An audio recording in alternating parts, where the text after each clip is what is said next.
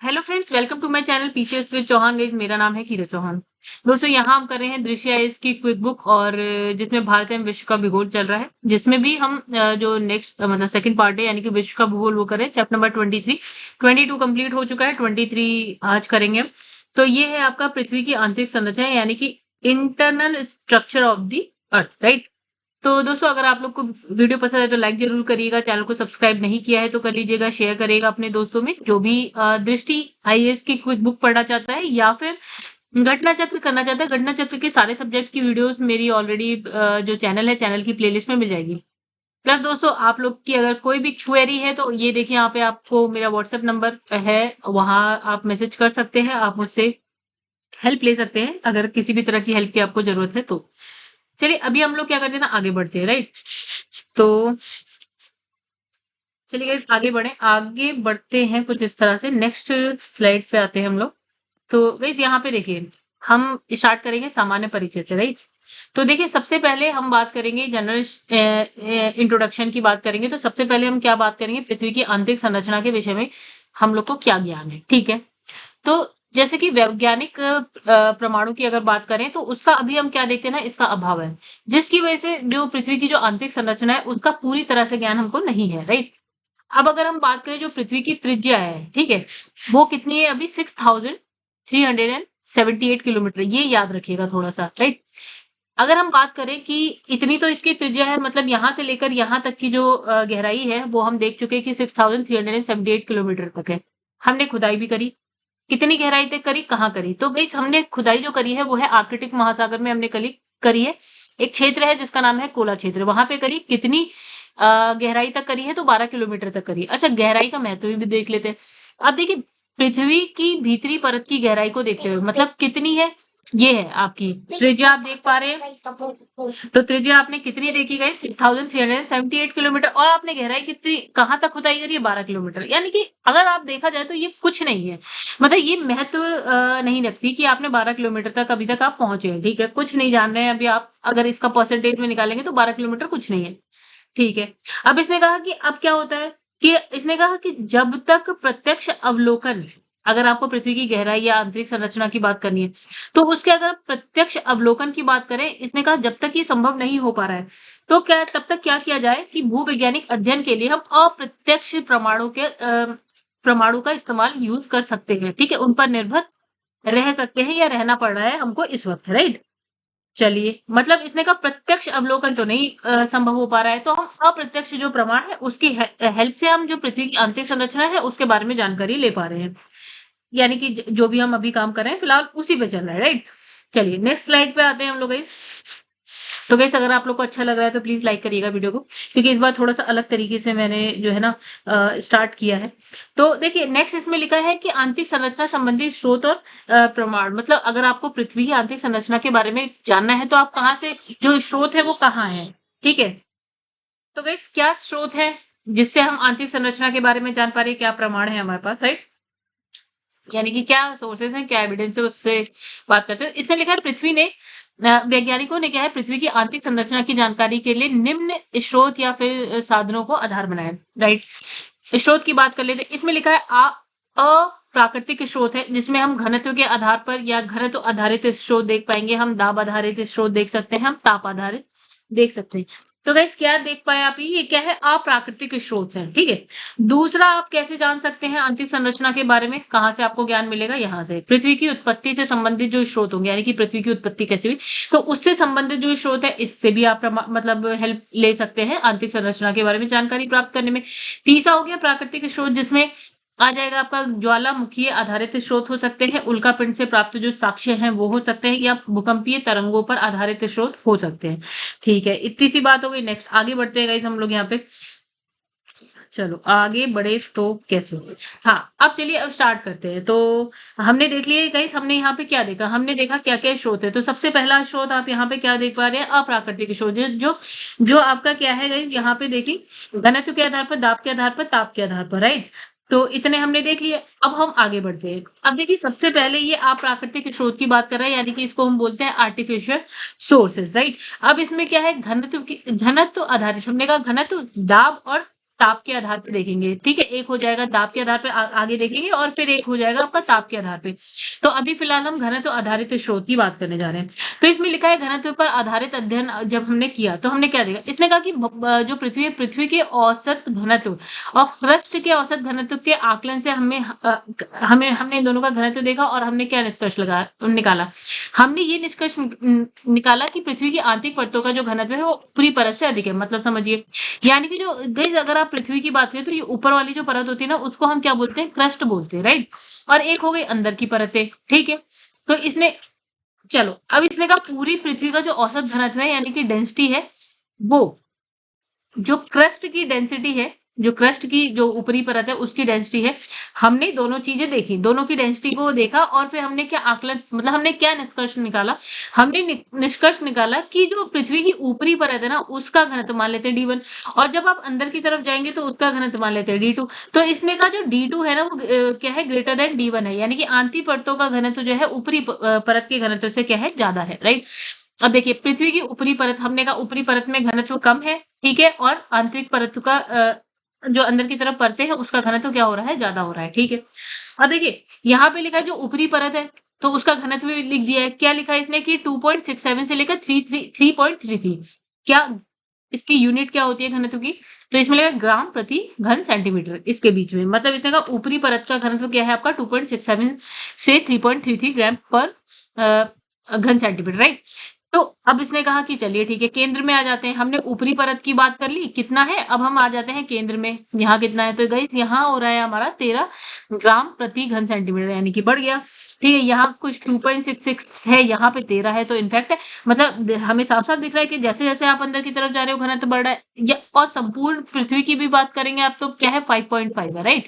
कितना है 5.5 तब भी आप देखिए कि ऊपरी परत से आप देख रहे हैं पूरे संपूर्ण पृथ्वी के अंदर तक लेके वो भी बढ़ रहा है, राइट? मतलब ये कि पृथ्वी के अंदर आप जा रहे हैं तो जैसे-जैसे आप अंदर जा रहे हैं घनत्व बढ़ रहा है, ठीक है। तो इसने कहा घनत्व वृद्धि हो रही है, इसका कारण बताइए, मतलब कैसे हो रही है? तो यहाँ पे हमारे पास क्या है, आपके पास 2 मत हैं। क्या? पहला क्या कह रहा है? कह रहा है कि जो पृथ्वी है ना, पृथ्वी के जो पृथ्वी है, पृथ्वी की जो जैसे-जैसे आप अंदर जाते हैं तो वहाँ पे क्या होती है, रासायनिक संरचना होती है, संगठन होता है, इसने कहा समान है। पहला मत कहता है कि पृथ्वी की जो रासायनिक संरचना है और क्या है, संगठन क्या है, समान है, ठीक है? पहला मत ये कह रहा है। अब इसने कहा जैसे-जैसे दाब में वृद्धि होती है, घनत्व भी बढ़ता है। यानी कि जैसे-जैसे आप अंदर की तरफ जाएँगे तो यहाँ पे आप देखेंगे ना दाब यानी कि प्रेशर बढ़ेगा और इसने कहा जैसे-जैसे प्रेशर बढ़ेगा वैसे-वैसे आपका घनत्व बढ़ेगा। यानी कि इसने कहा pressure is directly proportional to घनत्व यानी कि density, right? C is directly proportional to D ऐसा बोला इसने, ठीक है? लेकिन अब क्या है यहाँ पे एक आलोचना हो गई, एक कुछ प्रॉब्लम आई, हमें देखने को मिली। क्या देखने को मिली? एक चीज़ होती है ना कि हर एक पदार्थ की क्या होती है, अपनी एक प्रत्यास्थता सीमा होती है, राइट? इसका मतलब क्या है कि आप जैसे-जैसे पृथ्वी में नीचे की तरफ जा रहे हैं, ठीक है? प्रेशर बढ़ रहा है यानी कि दाब बढ़ रहा है, राइट? और साथ-साथ क्या है घनत्व बढ़ रहा है। लेकिन एक समय ऐसा आएगा ना कि या एक सीमा ऐसी होगी ना जिसको हम प्रत्यास्थता सीमा कह रहे हैं, कि उसके बाद प्रेशर तो बढ़ेगा, जैसे आप नीचे जाएँगे प्रेशर तो बढ़ेगा यानी कि दाब तो बढ़ेगा, लेकिन घनत्व बढ़ना बंद हो जाएगा। ये ऐसा बोला। लेकिन ऊपर क्या बोल रहे हैं जैसे-जैसे आप नीचे जाएँगे प्रेशर बढ़ेगा, दाब बढ़ेगा। लेकिन यहाँ पे हो गई आलोचना, ठीक है? इस चीज़ की। चलिए पहली चीज़ हो गई। दूसरा मत क्या कहता है? अच्छा, पहला मैं कह रहा था कि जो रासायनिक संरचना है और संगठन है वो क्या है पृथ्वी का समान है, अंदर तक जा रहे हैं आप तो। अब दूसरा कह रहा है कि जो पृथ्वी की आंतरिक परतें हैं ना उसकी जो रासायनिक संरचना है और संगठन है समान नहीं है। तो पहला मत कह रहा था कि भई ये समान है, दूसरा मत कह रहा है समान नहीं है, एक समान नहीं है। हाँ, तो अब इसने क्या कहा आगे नेक्स्ट इसने कहा जो पृथ्वी में जो पदार्थ तत्व है ना, उनके भार में अगर वृद्धि होती है ना तो घनत्व में वृद्धि होगी, ठीक है? यानी कि इसने कहा अगर भार में वृद्धि होती है, जैसे-जैसे आप नीचे जा रहे हैं तो वहाँ पे तत्व जो मिल रहे हैं उनके भार में अगर वृद्धि होती है, तो इसने कहा कि घनत्व में भी क्या होगा वृद्धि होगी, नहीं डायरेक्टली प्रोपोर्शनल टू डी है। ठीक है। अब कैसे पता चल रहा है कि ऐसा हो रहा है? तो देखिए क्या है केंद्र में अगर हम बात करें तो कुछ आपको चुंबकीय गुण देखने को मिलते हैं पृथ्वी में, ठीक है? चुंबकीय गुण देखने को मिलते हैं। किस वजह से होंगे? जैसे कहा लोहा है यहाँ पे, लोहा अपने आप में भारी भी होता है, भारी पदार्थ है, ठीक है? लोहा है। तो अब आपने क्या देखा कि जब आपने पृथ्वी को अंदर तक देखा ना तो आपने देखा कि यार जो पृथ्वी का कोर है ना, वो इस्पात की तरह दृढ़ है, कठोर है। तो आपने ये समझ लिया कि यहाँ पे घनत्व भी ज़्यादा है। तो आपने कहा कि भार ज़्यादा था, इस वजह से घनत्व भी ज़्यादा है यहाँ पे। दूसरा पृथ्वी की तुलना अब एक और चीज़ है, उल्कापिंड जो जैसे लाइक पृथ्वी है ना गाइस, तो पृथ्वी की तरह आप उल्कापिंड भी मान लीजिए। तो उल्कापिंड की जब आंतरिक संरचना देखी गई ना, तो वो ऑलमोस्ट हमने कह दिया वो पृथ्वी की आंतरिक संरचना जैसी ही है। ठीक है? तो उल्कापिंड जो भी हमें पृथ्वी पे मिल गए या हमें जो भी मिल गए तो हमने उसको देखा, पृथ्वी की हमने मान लिया कि बिल्कुल कुछ वैसा ही है, ठीक है। तो गाइस जब हमने उल्कापिंड का जब अध्ययन किया, हमने उसको उसकी आंतरिक संरचना देखी तो हमने क्या देखा? हमने कहा कि भैया ये क्या है ना, असामान्य संगठन और संरचना वाला कुछ है उल्कापिंड। और यही दूसरा मत भी कहता है कि जो आंतरिक परतें हैं वो और उसका जो रासायनिक संरचना और संगठन है वो क्या है? एक समान नहीं है। तो हमने इससे भी मतलब ये निकाल लिया कि हाँ भैया, ऐसा हो सकता है कि जो पृथ्वी की आंतरिक परतें हैं उसका रासायनिक संरचना संगठन एक समान नहीं है। 2 मत मिल गए हमको और दोनों एक दूसरे के अपोजिट है। यहाँ समान कह रहा है, यहाँ असमान कह रहा है, एक बात। अब मतलब इसमें क्या अध्ययन जो भी हमने किया घनत्व से रिलेटेड या घनत्व आधारित जो भी अध्ययन किया उसका निष्कर्ष क्या निकला? तो गाइस निष्कर्ष ऐसा निकला कि जब भी आप पृथ्वी के अंदर जाते हैं तो आपको क्या देखने को मिलता है? विभिन्न रासायनिक संरचना और संगठन। और आप देख रहे हैं कि हर परत में जैसे कि आप अंदर की तरफ जा रहे हैं तो आपको घनत्व बढ़ता हुआ दिख रहा है, ऐसा हमको समझ में आया यहाँ पे, ठीक है? चलो। अब गाइस अब जब आप पृथ्वी की बात करते हैं ना तो इसको हमने कुछ भागों में क्या कर दिया? सीमांकित कर दिया। यहाँ सीमांकन कर दिया, कुछ भागों में इसका सीमांकन कर दिया। 3 पार्ट्स में कर दिया। हमने कहा एक जो है वो है आपका सियाल, ठीक है? ये देखिए यहाँ लिखा है। एक जो है वो है आपका सीमा, ठीक है? एक हो गया आपका नीफे, राइट? अब इसका क्या मतलब है? देखिए सियाल मतलब हो गया SIAL, राइट? SIAL यानी कि सिलिका और एल्यूमीनियम। और ये यहाँ पे हो गया आपका सीमा SIMA लिखा है, ठीक है? बट आप ये क्या करना है? सियाल और मैग्नीशियम, ठीक है? और यहाँ पे है नीफे, NIFE नीफे, यानी कि निकेल हो गया और Fe आयरन के लिए होता है तो नीफे हो गया। तो हमने 3 पार्ट में इसको बांट दिया, ठीक है? पृथ्वी की जो आंतरिक संरचना है उसको हमने 3 पार्ट में बांट दिया, ठीक है? आगे बढ़ते हैं। तो गाइस नेक्स्ट क्या कह रहा है कि अ रासायनिक संगठन के आधार पे अब देखें हमने वही 3 पार्ट में जो बाँट रखा है, किसने ये वो लाया है? वो है एडवर्ड स्वेनकन, एक वैज्ञानिक है, उनके द्वारा बताया गया। क्या बताया गया? पृथ्वी को हमने 3 पार्ट में बाँट दिया, एक बात, ठीक है? पहला वाला है सियाल, ठीक है? दूसरा है सीमा, तीसरा है आपका नीफे, राइट? नीफे हो गया। तो जो अब सियाल के बारे में पढ़ते हैं, तो जो सियाल है ना उसका संगठन किससे हुआ? हमने कहा SILA यानी कि सिलिका एल्यूमीनियम, सिलिका और एल्यूमीनियम इन दोनों से हुआ, ठीक है? इसकी स्थिति अगर हम बात करें कहाँ पे मिलेगी ये वाला जो लेयर है वो आपको कहाँ मिलेगा? तो इसने कहा ये क्या है ना, देखिए महाद्वीपीय एक चट्टान होती है, एक महासागरीय होती है, ठीक है? तो यहाँ बात करें महाद्वीपीय, तो महाद्वीपीय अवसादी सेल के नीचे आपको मिल जाएगी कौन-सी लेयर? सियाल की, राइट? महाद्वीपीय अवसादी शैलों के नीचे, चट्टानों के नीचे मिलेगी आपको सियाल। अच्छा इसका औसत घनत्व भी बता दिया कितना है? 2.9 है, एक बात। फिर इसने इसकी मोटाई भी बता दी भैया। इसने कहा ये कहाँ से कहाँ तक मिल जाएगी? 50 से 300 किलोमीटर तक आपको ये कुछ मिल सकती है, ठीक है? ये वाली जो लेयर है, ये आपको 50 से 300 किलोमीटर तक मिल जाएगी। दूसरा है सीमा वाली, सीमा मतलब यानी कि सिलिका और मैग्नीशियम से मिलकर बनी है, ठीक है? अब ये कहाँ है? ये सियाल के ठीक नीचे मिलेगी आपको और ये क्या है? आग्नेय चट्टान है, बेसाल्टी आग्नेय चट्टानों से बनी हुई है, ठीक है? घनत्व की बात कर लेते हैं तो गाइस यहाँ पे ये 2.9 से लेकर 4.7 के बीच में है। क्या होता है इसकी जो यूनिट होती है वो होती है ग्राम प्रति घन सेंटीमीटर, राइट? चलो यूनिट आपको पता है। ये आपकी 2.9 फिर आपने क्या देखा? जैसे आप नीचे गए थोड़ा-सा घनत्व बढ़ गया। अच्छा इसकी मोटाई भी लिखी हुई है यहाँ पे 1000 से लेकर 2000 किलोमीटर तक की कहानी है इसकी, ठीक है? अब आ जाते हैं नीफे पे, तो नीफे NIFE यानी कि आपका निकेल एंड आयरन हो गया, ठीक है? ये सीमा के नीचे मिल जाएगा आपको, ये सीमा के नीचे मिल जाएगा, ठीक है? अब इसने कहा इसका औसत घनत्व की बात करें गाइस यहाँ पे हो गया आपका 11 हो गया, मतलब जैसे इसके नीचे आप गए तो और आपका घनत्व बढ़ गया, मतलब जैसे-जैसे आप गहराई में जाते जा रहे हैं घनत्व भी बढ़ता जा रहा है। यही चीज़ हमने ऊपर पढ़ भी ली, ठीक है? तो गाइस अभी जो हम समझे यहाँ पे क्या समझे? हमने जो देखा वो हमने देखा घनत्व पर आधारित, हमने इसमें क्या देखा था गाइस? तो हमने यहाँ पे क्या देखा? तो हमने देखा घनत्व पे आधारित देख लिया, अब दाब पे आधारित देख लीजिए, ताप पे आधारित देखते हैं, ठीक है? ये तो छोटा-छोटा है। तो देखिए अब यहाँ पे दाब और ताप पे आधारित देखेंगे, ठीक है? तो अब यहाँ पे लिखा है दाब आधारित स्रोत की बात करते हैं। यानी अब इसने कहा जैसे ही आप पृथ्वी के अंदर जाते हैं ना दाब बढ़ता है, यानी कि प्रेशर क्या है बढ़ेगा, प्रेशर बढ़ेगा तो उसकी वजह से डेंसिटी भी बढ़ेगी, ठीक है? ये बात कह रहा है। यानी कि दाब में वृद्धि होती है तो पृथ्वी की सतह के आंतरिक परतों में क्या होता है? जाने पर दाब में वृद्धि होती है, हम सब जानते हैं, ठीक है?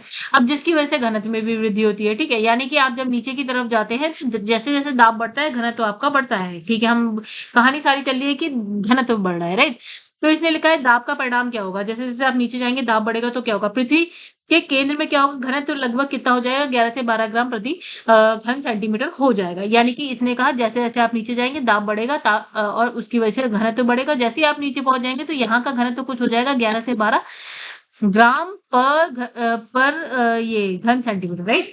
चलो ये हो गया। अब तीसरी बात इसने कहा ताप पे आधारित भी बात कर लेते हैं, यानी कि तापमान वृद्धि हो रही है जैसे-जैसे आप पृथ्वी के नीचे जा रहे हैं। तो यहाँ पे क्या होता है, रेडियो एक्टिव तत्व में क्या होता है, विघटन होता है, जिसकी वजह से क्या होता है कि अगर आप यहाँ से ना जाना शुरू करेंगे, 32 मीटर आप नीचे चले गए, तो 32 मीटर में क्या होगा ना, 1 सेंटीमीटर जो है तापमान में वृद्धि हो जाएगी। यानी कि अगर यहाँ पे इस वक़्त है 27 डिग्री सेल्सियस, 32 मीटर जाने पे वो हो जाएगा 28 डिग्री सेल्सियस, और 32 नीचे जाएँगे तो यहाँ हो जाएगा 29 डिग्री सेल्सियस, और 32 मीटर जाएँगे तो ये हो जाएगा 30 डिग्री सेल्सियस, ऐसा कुछ। मतलब एक एग्ज़ाम्पल है, हालाँकि हम बिल्कुल नीचे पहुँच गए ऐसा नहीं है। ठीक है, मतलब ये क्या है, जैसे ही आप 30 मीटर नीचे जाएँगे तो 1 डिग्री सेल्सियस का तापमान बढ़ जाएगा। अब देखते हैं गहराई पर तापमान क्या होता है। तो गाइस यहाँ पे लिखा है कि 10 किलोमीटर की गहराई पे अगर आप जाते हैं, 10 किलोमीटर अंदर अगर पृथ्वी में आप चले गए हैं, तो वहाँ का तापमान गाइस कितना है? वहाँ का तापमान है 300 डिग्री सेल्सियस या उससे अधिक हो गया। और 40 किलोमीटर पे अगर आप पहुँच गए तो 1200 डिग्री सेल्सियस तक पहुँच चुका है तापमान। यानी अब यहाँ पे एक और चीज़ दाब और ताप में का अध्ययन कर लेते हैं। तो इसने कहा कि अभी तक ये स्पष्ट नहीं है आंतरिक परतों के बारे में, हम क्या है इसका मतलब इसने लिखा है स्पष्ट नहीं करता ये मतलब ये जो अध्ययन कर रहे हैं ताप और दाब में, तो ये स्पष्ट नहीं करता कि क्या है आंतरिक परतें किस अवस्था में, हम नहीं बता पा रहे। मतलब ये जो स्रोत हमने देखे हैं, ठीक है, इससे आप पूरी तरह से आप बता नहीं पा रहे हैं कि जो पृथ्वी की आंतरिक परतें हैं वो किस अवस्था में है, क्या हिसाब किताब है, आप नहीं बता पा रहे हो। ठीक है, कोई बात नहीं, इससे हम नहीं समझा पा रहे कि क्या हिसाब किताब चल रहा है। मतलब जो इस अभी आपने जो पढ़ा, क्या पढ़ा अभी? ये आपने अप्राकृतिक स्रोत पढ़े, ठीक है? यानी कि घनत्व, दाब, ताप पे। इससे आप पूरी तरह से बता नहीं पा रहे हैं सब कुछ कि किस तरह से क्या हो रहा है, पृथ्वी के अंदर कैसा है, सब कुछ आंतरिक संरचना के बारे में पूरी तरह से जानकारी आपको नहीं मिल पा रही है। कोई बात नहीं। तो हम क्या करेंगे, किसी और तरीके से कहानी आगे बढ़ाएँगे, ठीक है? मतलब हम तो जानने की कोशिश करेंगे किसी भी तरह से करें। चलिए आगे बढ़ते हैं। तो गाइज़ अब नेक्स्ट क्या है, अब नेक्स्ट जो हम पढ़ेंगे, हमने यहाँ लिखा है भूकंपीय तरंग आधारित वर्गीकरण भी देखें। भूकंपीय तरंगों के आधार पे भी हम क्या है पृथ्वी की आंतरिक संरचना के बारे में जानकारी प्राप्त कर सकते हैं। ठीक है, अब ये हमने कहाँ पढ़ा है? तो हमने देखिए गाइस ये यहाँ पढ़ा है। भूकंपीय तरंगों पे आधारित स्रोत, ये थोड़ा-सा इम्पोर्टेंट हो जाता है। बाकी सबसे ज़्यादा इम्पोर्टेंट क्या है, भूकंपीय तरंगों के आधार पे भी हम बता सकते हैं कि पृथ्वी के अंदर की जो मतलब जो आंतरिक संरचना है वो किस प्रकार से है, ठीक है? मतलब इस पे हमने करा लेकिन बहुत आलोचना हुई, सही से हम सारे जवाब नहीं ढूँढ पाए। तो हम यहाँ पहुँच गए क्या, प्राकृतिक स्रोत देख लिया हमने, भूकंपीय तरंग। इसके बारे में पढ़ेंगे आगे, ठीक है। अब भूकंपीय तरंग एक बार देख लेते हैं, और आपने नॉर्मली अगर पढ़ा हो तो शायद पी होती है, एस होती है, एल तरंग, पी तरंग, एस तरंग, एल तरंग, ठीक है। ये 3 तरंगे होती है। चलिए अब आगे बढ़ते हैं हम लोग। अ, ठीक है। तो स्टार्ट करने से पहले एक छोटा-सा यहाँ पे था, वो मैं बात कर लेती हूँ, एक बॉक्स में बना हुआ था। तो गाइज़ एक चीज़ और मैं बता दूँ, ये पूरा का पूरा जो दृष्टि की बुक है वहीं से लिया गया है। कुछ भी कोई भी लाइन मुझे नहीं लगता मिसिंग है, ठीक है? बनाने का मेरा स्लाइड्स बनाने का तरीका कुछ अलग हो गया। पहले मैं पूरा बुक एक-एक पेज करवा देती थी। अभी भी वही है, एक भी लाइन मिस नहीं हुई है, ठीक है? चलो यहाँ पे हम बात करते हैं। तो गाइस यहाँ पे लिखा है पीजी और एसजी तरंगे क्या होती है। देखिए क्या हुआ था ना, अ, तो यहाँ पे क्या होता है 1909 में क्या होता है, एक जगह है जिसका नाम है क्रोएशिया। आप मैप पे देखें मिल जाएगी। तो उसकी एक घाटी है यहाँ पे, कुप्पा कुल्पा घाटी, कुप्पा कह लीजिए, कुल्पा कह लीजिए, वहां पे क्या होता है भूकंप आता है। तो उसके निरीक्षण से ना पी और एस तरंगों से मिलती-जुलती ही तरंगे हमें देखने को मिली, जिसे हमने पीजीएसजी तरंग बोल दिया। मतलब पी और एस जैसी ही कुछ तरंगे मिल गई हमको, उसे हमने पीजीएसजी की तरंग बोल दिया, ठीक है? अब इसे का पीजी और एसजी तरंग जो है ना, क्रमशः पी और एस जो तरंगे हैं ना, उसके समान ही होती है, ऑलमोस्ट बराबर होती है। लेकिन क्या इसकी गति में थोड़ा-सा अंतर होता है, यानी कि जो पीजीएसजी तरंगे होती है ना, उनकी गति थोड़ी-सी कम होती है, किससे? पी और एस तरंगों से। इतना सा इसने कह दिया। तो ये तरंगे कहाँ पे चलती हैं? ये जो है ना पृथ्वी की जो ऊपरी परत होती है ना, वहां पे भ्रमण करती है ये तरंगे। कौन सी वाली? पीजीएसजी तरंगे, ठीक है? आगे बढ़ते हैं। अब एक हो गया पी और एस तरंगों की बात कर लेते हैं, ठीक है। अब यहाँ पे देखिए लिखा है कि पी गाइस ये है पी स्टार, ठीक है। तरंग की खोज किसने करी है? आपकी 1923 में एक वैज्ञानिक है जिनका जिनका नाम है सॉरी, एक्चुअली क्या हुआ, एक जगह है जिसका नाम है टॉन। टॉन में क्या होता है ना, 1923 में भूकंप आता है। तो उसका अध्ययन किया गया किसके द्वारा? एक वैज्ञानिक है, उनका नाम है कॉनराड, उनके द्वारा अध्ययन किया गया। और पी स्टार लिखा है यहाँ पे, ठीक है? तो इस तरंग के बारे की खोज की गई, ठीक है? अब इस तरंग की जो गति है, ठीक है? इस तरंग की देखिए हमारे पास किस-किस टाइप की तरंग है, एक पी हो गया, एस हो गया। गाइस यहाँ पे पी स्टार और एस स्टार होगा, ठीक है? तो एक पी और एस तरंग होती है, एक पी स्टार एस स्टार तरंग हो जाएगी, एक यहाँ पे है पीजी एसजी तरंगे हो जाएंगे, ठीक है? तो ये हो गया। अब हम बात करें पी स्टार एस स्टार की, इसने कहा इस वाली जो तरंग है ना उसकी गति कितनी है? तो इसकी गति पी और पीजी वाले के बीच में है, के बीच की होती है, ठीक है? ये बहुत तेज है, ये बहुत मतलब ये तेज है, चलने में तीव्र है इसकी गति, इसकी कम है। और पी स्टार की इन दोनों के बीच की है, राइट? वैसे ही एस स्टार की गति की अगर बात करें तो गाइस, एस स्टार की अगर हम बात करें तो ये तरंगों की खोज कब होती है? 1925 में एक जगह है जिसका नाम है हरफोर्ड। वहां पे एक भूकंप होता है, उस पर उसका अध्ययन किया गया और किसके द्वारा किया गया है? जेफरीज इन्होंने। तो जब अध्ययन किया गया तो उन्होंने इस तरंग की खोज करी, एस स्टार तरंग की खोज करी। गति की बात करें तो वो एस और एस जी के बीच की गति होती है इसकी, ठीक है? चलिए अब नेक्स्ट जो है ना स्लाइड पे आते हैं, ठीक है? अब यहाँ से शुरू करते हैं। भूकंपीय तरंगों के आधार पे अगर हमें पृथ्वी की आंतरिक संरचना के बारे में जानकारी प्राप्त करनी है तो यहाँ से देखिए, हमने यही कहा कि यहाँ पे जब भूकंप आते हैं ना तरंगे निकलती हैं, हमने उन तरंगों को नाम दे दिया, ठीक है? जैसे P S P G S G P star S star ऐसे करके, ठीक है? भूकंपीय तरंगों के व्यवहार के आधार पर हम पृथ्वी को क्या करते हैं, मतलब इन तरंगों का हमने अध्ययन किया, राइट? तो हमने कहा कि पृथ्वी को एक काम करते हैं ना, 3 भागों में बाँट दो। इनके आंतरिक परतों में 3 आंतरिक परतों में इसे बाँट दो, ठीक है? पहले वाले को नाम दे दो क्रस्ट या फिर हिंदी में बोलते हैं भूपर्पटी। दूसरे वाले को नाम दे दो मेंटल। तीसरे वाले को नाम दे दो कोर। हिंदी में क्रोड बोलते हैं या केंद्रीय भाग जो होता है, सबसे बीच वाला पार्ट होता है। अच्छा, अब मैं पृथ्वी ऐसे क्यों बना रही हूँ गाइस? देखिए, ये है पृथ्वी। मैं क्या कर रही हूँ ना, मैं ये है बीच, बिल्कुल बीच वाला पोर्शन। तो मैंने क्या किया ना, मैं ये वाला पार्ट बना रही हूँ हर वक़्त, ये वाला। ठीक है? आई होप आप लोग समझे होंगे।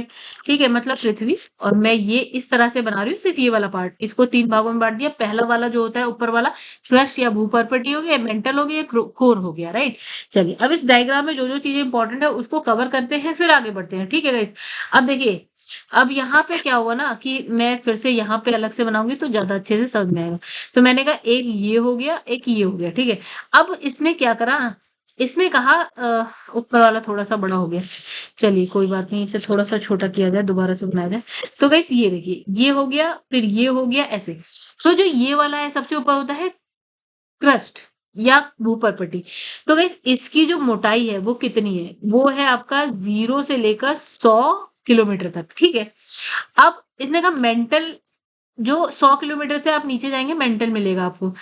तो मेंटल की जो सबसे लास्ट वाली जो है सीमा वो हो गई आपको 2900 किलोमीटर की, ठीक है? 2900 किलोमीटर, ठीक है? और भी नीचे जाएँगे, कोर की अगर आप देखेंगे तो हमने सबसे पहले पेज पे देखा था कि हमने कहा था पृथ्वी की जो त्रिज्या है वो कितनी है? तो वो है आपका 6378 किलोमीटर। तो खत्म करिए बात, कोर कहाँ तक जाएगा? 6378 किलोमीटर तक कोर जाएगा, ठीक है? अब एक और चीज़ देख लेते हैं यहीं पे। गाइस जो हमारा बीच वाला पोर्शन है ना मेंटल, मेंटल को इनने 2 भागों में बाँट दिया। एक हो गया अपर मेंटल, ऊपरी मेंटल, एक हो गया लोअर यानी कि निचला मेंटल। वैसे ही कोर को भी हम 2 भागों में बाँट देते हैं, राइट?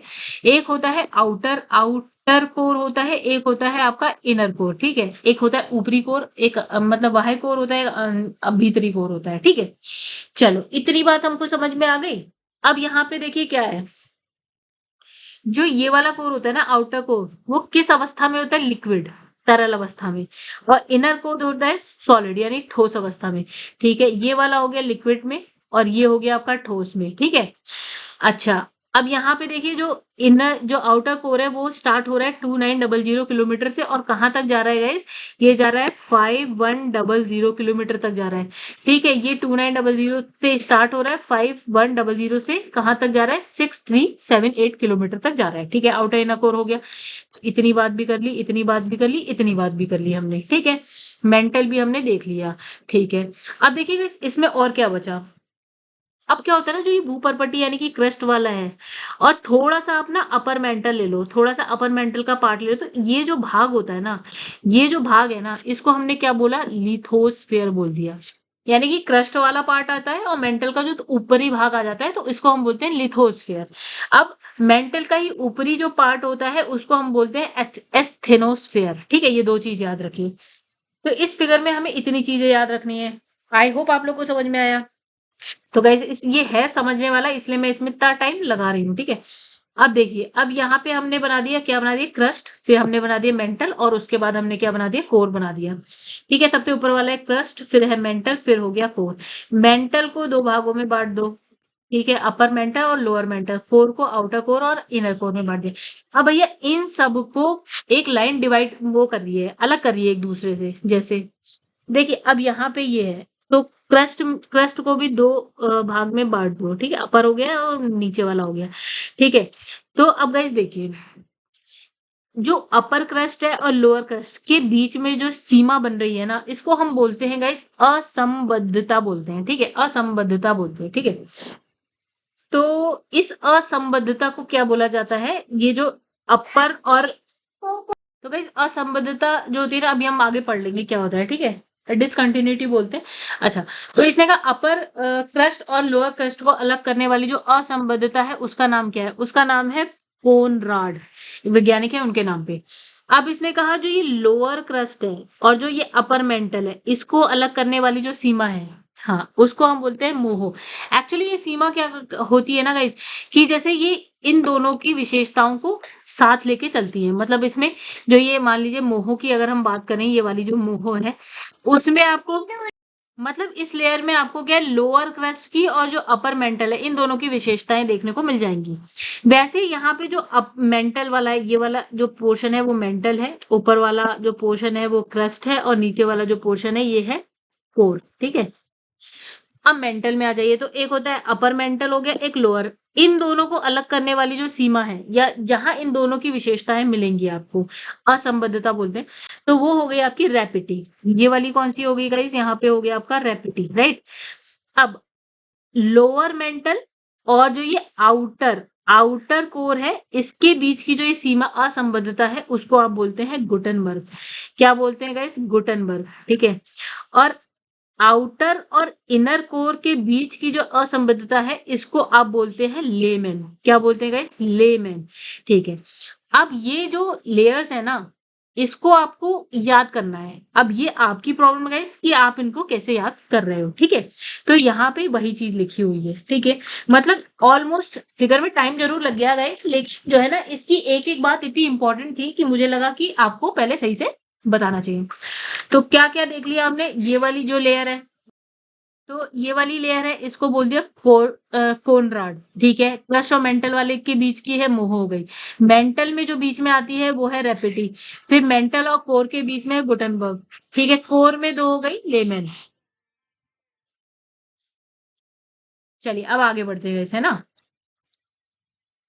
देखिए, अब हम क्या करेंगे ना, ये जो तीन लेयर्स है उनके बारे में पढ़ेंगे, यानी क्या, भूपर्पटी, मेंटल मतलब क्रस्ट, मेंटल और कोर के बारे में हम एक एक करके पढ़ेंगे। चलिए, उसे पढ़ने से पहले एक चीज ये भी देख लेते हैं जो बहुत इंपॉर्टेंट है।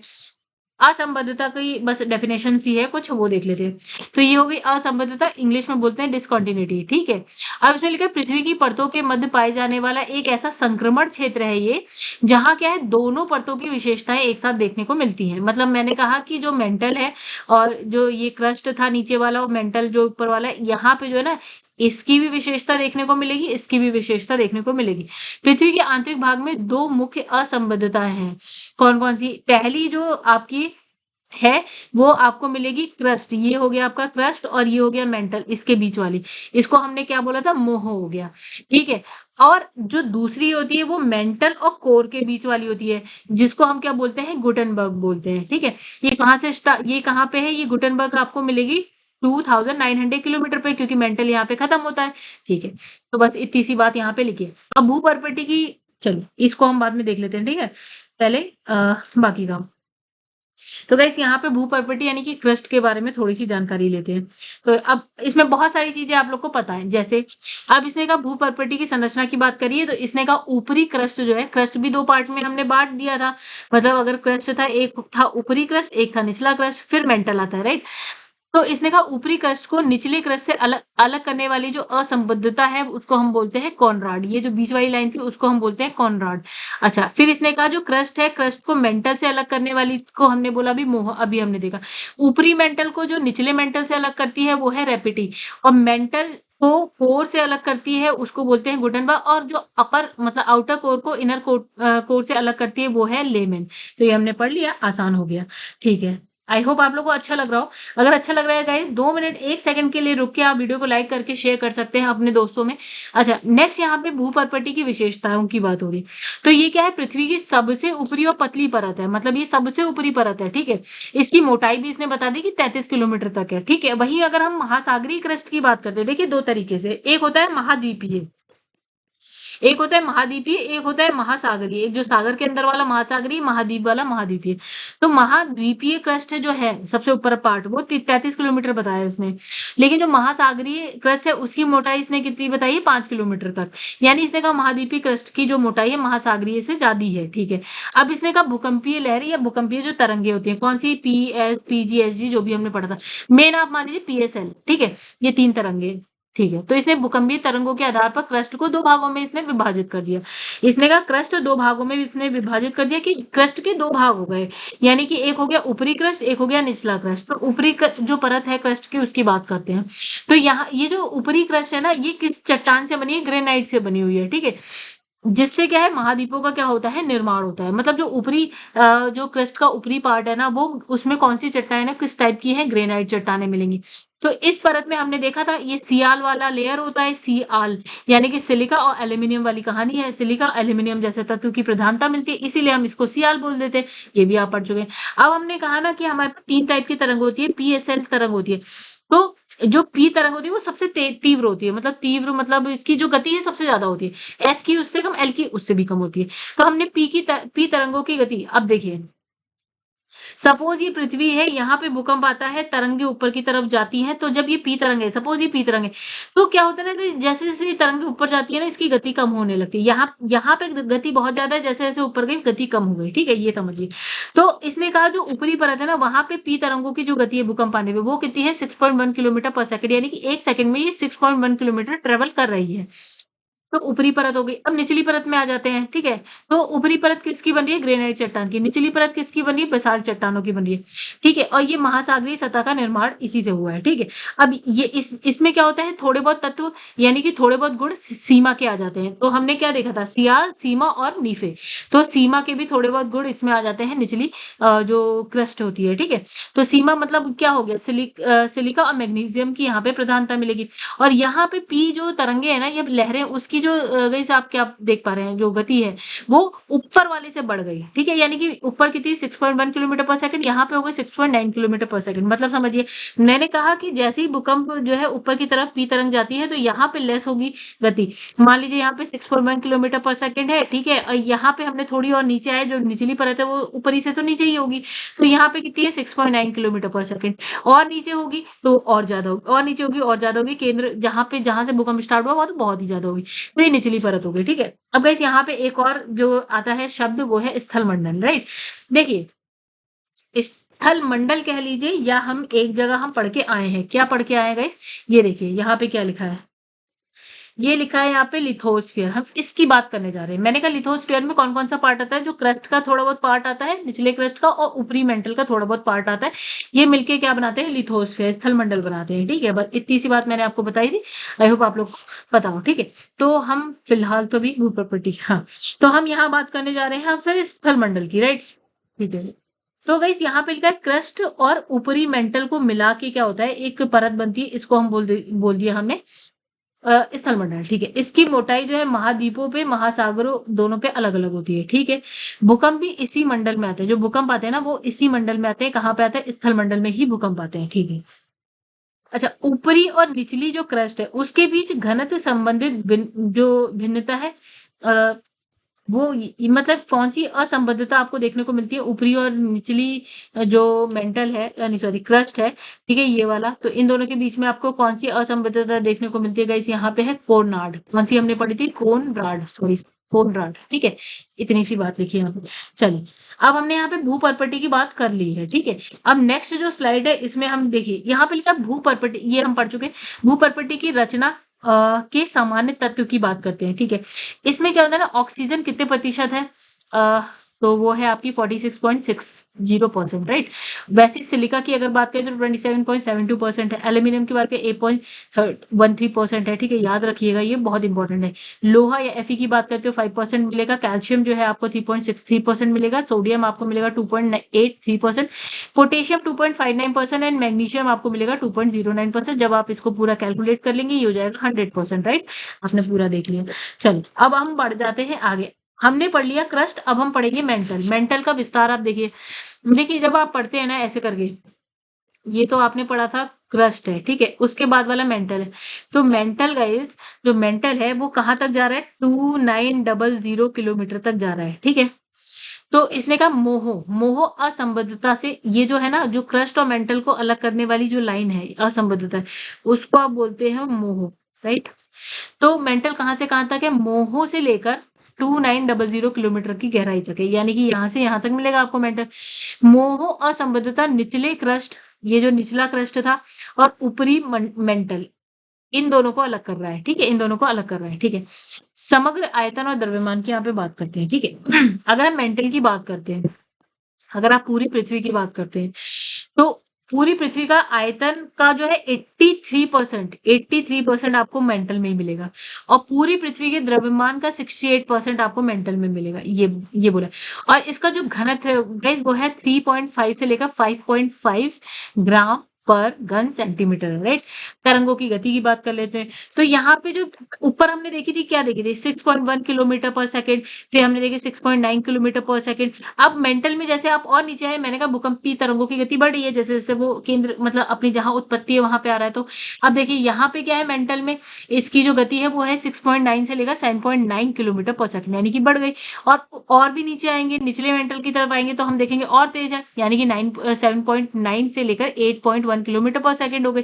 अच्छा, अब इसमें भी मेंटल में भी देखिए दो पार्ट है हमारा, एक हो गया अपर मेंटल, एक हो गया लोअर मेंटल। तो ऊपरी परत की बात करते हैं, तो इसमें जो है ना कि अधिक घनत्व वाली क्या होती है, दृढ़ चट्टानें आपको मिलेंगी ऊपरी मेंटल में, ठीक है। यहाँ पे क्या होगा, मैग्नीशियम और लोहे की अधिकता, जैसे जो भारी खनिज है वहां आपको मिल जाएंगे, ठीक है। अब एक होता है दुर्बलता मंडल, यहाँ लिखा है एस्थेनोस्फीयर, ठीक है। एस्थेनोस्फीयर की बात करते हैं, चलो। तो गाइस ये देख पा रहे हैं आप, ओके। तो गाइस ये रहा आपका एस्थेनोस्फीयर जो लिखा हुआ है लाल वाले इसमें पट्टी में लिखा हुआ है, ठीक है। एस्थेनोस्फीयर, ये ठीक है, इसी की हम बात करने जा रहे हैं, ये मेंटल में है, ठीक है। चलिए जाते हैं मेंटल, ठीक है।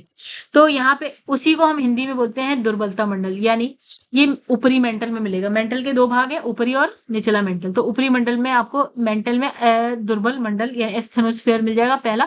दूसरा अगर हम बात करते हैं ना ज्वालामुखी क्रिया की, तो यहाँ जो लावा होता है ना जो बाहर निकलता है, वो इसी में मिलता है आपको, दुर्बलता मंडल से ही बाहर की तरफ निकल रहा होता है। एक होता है मध्यमंडल, ये मध्यमंडल क्या है आपका, मेंटल का निचला जो है निचली परत होती है वो, ठीक है। अब रैपिटी क्या है गाइस, तो रैपिटी क्या है, रैपिटी भी देख लेते हैं हम लोग फिर। ये ऐसे यहाँ थोड़ी गड़बड़ हो गई। तो गाइस यहाँ पे रैपिटी हम देख पा रहे होंगे, क्या देख पा रहे हैं यहाँ, ये देखिए रैपिटी। रैपिटी कहाँ है आपका, दोनों मेंटल के बीच वाला जो है, अपर और लोअर मेंटल है उसके बीच वाली जो लाइन है ना, वो रैपिटी है, ठीक है, इतनी सी बात। चलो अब आगे बढ़ते हैं। तो रैपिटी का है ऊपरी और निचली जो परत है मेंटल की, उसके बीच की जो लेयर है वो है रैपिटी, ठीक है। भूकंपीय लहरों के आधार पर विभाजन देखिए, मतलब हमने कहा मेंटल को हमने क्या भूकंपीय लहरों के आधार पर बांट दिया। यानी पहला कि मोहो से स्टार्ट हो रही है और 200 किलोमीटर तक जा रही है, ये पहला लेयर है मेंटल का। फिर इसने कहा कि जब भूकंपीय तरंग पी को देख लिया या एस को देख लिया, एल को देख लिया, तो उससे हमने कहा कि एक लेयर जा रही है मोहो से लेकर 200 किलोमीटर तक, दूसरी जा रही है 200 से 700 किलोमीटर तक जा रही है, और तीसरी जो जा रही है वो 700 से मेंटल की जो सबसे लास्ट वाली सीमा है वो है 2900 किलोमीटर तक। तो इसने 3 भागों में इसको बांट दिया मेंटल को, ठीक है। आगे बढ़ जाते हैं अब हम लोग। अब हम सबसे लास्ट यानी कि कोर की बात करेंगे, यानी कि हिंदी में बोलते हैं क्रोड, ठीक है।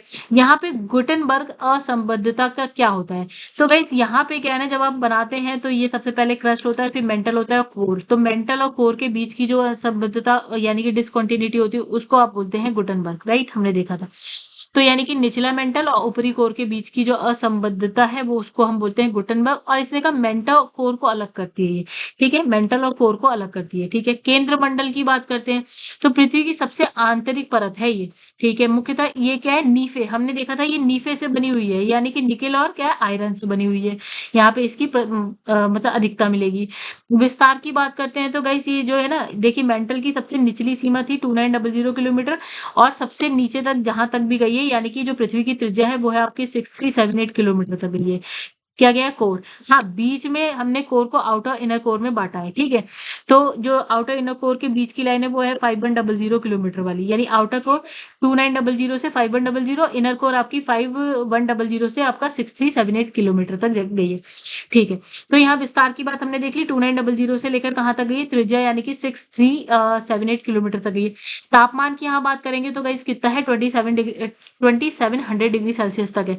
अब इसका बाहरी भाग जो है इसका, अब ये समझिए, जब आप बनाते हैं ना कोर सबसे नीचे, तो कोर में एक हो गया आउटर, एक इनर कोर।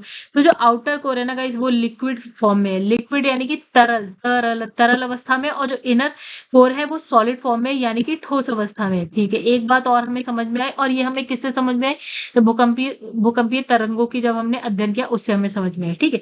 तो बाहरी जो भाग है वो तरल अवस्था में, आंतरिक भाग जो है वो है ठोस अवस्था में। तरंगों की गति के आधार पर अगर हम इसके विभाजन की बात करें, तो गाइस हमने कर दिया विभाजन, एक जाएगा आपका 2900 से लेकर 5100 तक, और एक जाएगा 5100 से लेकर 6378 किलोमीटर तक, राइट? अब गाइस यहाँ पे हमने जब भूकंपीय तरंगे देखी ना, तो एक होती है पी होती है, एस होती है, एल होती है। तो जो एस तरंगे होती है ना, हम देखते हैं कि लिक्विड वाले में ना ट्रेवल नहीं करती है, दिखाई नहीं देती है। तो हमें क्या हुआ था ना एक्चुअली, तो हमने क्या देखा, जब हमने तरंगों का अध्ययन किया तो हमने क्या देखा, 2900 और 5100 के बीच वाला जो एरिया था, वहां पे हमें एस तरंगे नहीं दिखी। तो हमने ये अनुमान लगाया, हो सकता है ये सॉलिड अवस्था में ना होके क्या होगा, लिक्विड अवस्था में होगा, ठीक है? फिर आंतरिक कोर इनर कोर पे आ जाते हैं, जो 5100 से लेकर कहाँ है, 6378 किलोमीटर के बीच में है, ठीक है? Inner core. अब ये ठोस है, प्लास्टिक अवस्था में, इसका घनत्व कितना है, 13 ग्राम पर घन सेंटीमीटर है। और यहाँ पे जो पी जो लहरें हैं उनकी जो गति है वो कितनी है, जो पी तरंगे हैं वो कितनी तेजी से ट्रेवल कर रही है, 11.23 किलोमीटर पर सेकंड, यानी कि ये कुछ इतने किलोमीटर एक सेकंड में ट्रेवल कर जा रही है, ठीक है? इतनी सी बात, यानी कि तीनों हमने देख लिया। आगे बढ़ते हैं गाइस। तो अब यहाँ पे अभ्यास प्रश्न है, कहानी हमारी खत्म हो गई, चलिए इसको भी देख लेते हैं। तो देखिए पृथ्वी की आंतरिक परत का घनत्व ऊपरी परत की अपेक्षा क्या होता है, जैसे मतलब इसने कहा कि जो पृथ्वी के अंदर आप जा रहे हैं तो यहाँ का घनत्व ऑब्वियसली ऊपरी परत से क्या होगा, ज्यादा होगा, यहाँ का घनत्व क्या होगा, अधिक होगा, ठीक है? अब सियाल के मुख्य संघटक क्या है, नाम से ही पता चला, सिलिका और एल्यूमिनियम। तो क्या है गाइस, कहाँ है, सिलिका एल्यूमिनियम। पृथ्वी की उत्पत्ति संबंधी स्रोत के अंतर्गत ग्रहाणु परिकल्पना के अनुसार पृथ्वी के कोर को माना जाता है। देखिए ग्रहाणु परिकल्पना कहती है कि जो पृथ्वी का कोर है ना, वो ठोस अवस्था में, किस अवस्था में, ठोस अवस्था में। तो ये हो गई कहानी ठोस अवस्था में, ठीक है? नेक्स्ट पेज पे आते हैं। तो देखिए यहाँ पे लिखा है क्या, यहाँ लिखा है किसी भूकंपीय तरंग की गति सबसे कम और तीव्रता सबसे अधिक होती है। देखिए हमारे पास क्या है ना, पी है, एस है, एल है। गति सबसे ज्यादा किसकी होती है गाइस, इसकी गति, गति की अगर हम बात करें तो सबसे ज्यादा इसकी, इसकी थोड़ी कम, इसकी तो बहुत कम, ठीक है? लेकिन तीव्रता, तीव्रता की बात करिए तो तीव्रता में सबसे ज्यादा तीव्रता इसकी होती है और सबसे कम इसकी होती है, ठीक है? मतलब भूकंपीय तरंगों की वो कौन सी भूकंपीय तरंग है जिसकी गति सबसे ज्यादा हो रही है और तीव्रता सॉरी गति कम, गति कम और तीव्रता क्या है, सर्वाधिक है। तो हम कौन सी तरंग की बात कर रहे हैं, एल तरंग की बात कर रहे हैं, हमारा आंसर है एल तरंग, ठीक है? अब इसने कहा मोह असंबद्धता अलग करती है। मोह हमने कहाँ देखा था गाइस, जब हम पढ़ रहे थे, यहाँ पे था क्रस्ट, यहाँ था मेंटल। तो क्रस्ट और मेंटल के बीच की जो लेयर थी वो थी आपकी मोह। कौन सी, क्रस्ट और मेंटल के बीच वाली थी मोह। महाद्वीपीय क्रस्ट का निर्माण किन चट्टानों से मिलकर हुआ है, जो ये क्रस्ट वाला है ये किससे मिलकर हुआ है, तो गाइस हमने क्या पढ़ा था, हमने पढ़ा था स्टार्टिंग में ही पढ़ लिया था, तो वो है ग्रेनाइट चट्टानों से मिलके हुआ है, ठीक है? चलिए नेक्स्ट पेज पे आ जाते हैं।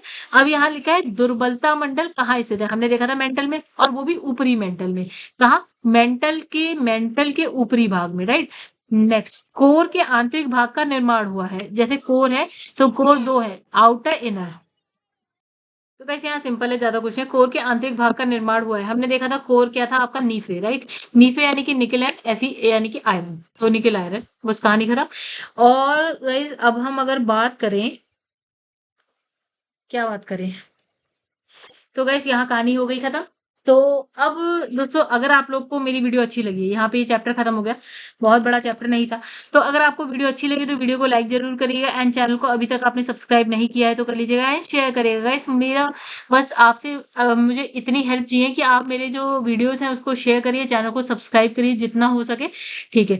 कोई भी क्वेरी है तो आप मुझे व्हाट्सएप कर सकते हैं, आप मुझसे कोई भी हेल्प ले सकते हैं। आपको अगर इसकी पीडीएफ चाहिए, देखिए कॉपीराइट, देखिए आपको दृष्टि की लिंक है शायद, तो आपको ये जो मेरा चैनल है ना, ये टेलीग्राम चैनल, वहाँ पे आपको इसकी जो लिंक है वो मिल सकता है, ठीक है? वहाँ से आप जाके सर्च में लिखिएगा दृष्टि और वहाँ पे आपको पीडीएफ मिल जाएगी, ठीक है? घटना चक्र की भी आपको हेल्प मिल जाएगी। अगर गाइस अगर आप लोग घटना चक्र करना चाहते हैं तो सारे जो पीडीएफ मतलब जितनी भी बुक्स हैं उसके जो वीडियोस हैं आपको मेरे चैनल की जो प्लेलिस्ट है वहाँ पे देखने को मिल जाएगी। गाइस जैसे कि आप देख पा रहे होंगे पीसीएस, यूपी पीसीएस का एग्जाम आ रहा है, यूपी आरओ एआरओ के लिए भी एग्जाम आ रहा है, ठीक है? तो उसके लिए बेहतरीन बुक है। अगर आप इन 2 बुक्स को यानी कि घटना चक्र और दृष्टि को कर लेते हैं, मुझे नहीं लगता इससे ज़्यादा की ज़रूरत है आपके लिए। ठीक है, फिलहाल के लिए अभी इतना ही। चैप्टर नंबर 23 कंप्लीट हो गया। अगर आपको अच्छा लगा है तो प्लीज़ चैनल को सब्सक्राइब, वीडियो को शेयर करिए, लाइक करिए, ठीक है? चलिए नेक्स्ट वीडियो में मिलेंगे नेक्स्ट चैप्टर के संग, तब तक के लिए धन्यवाद।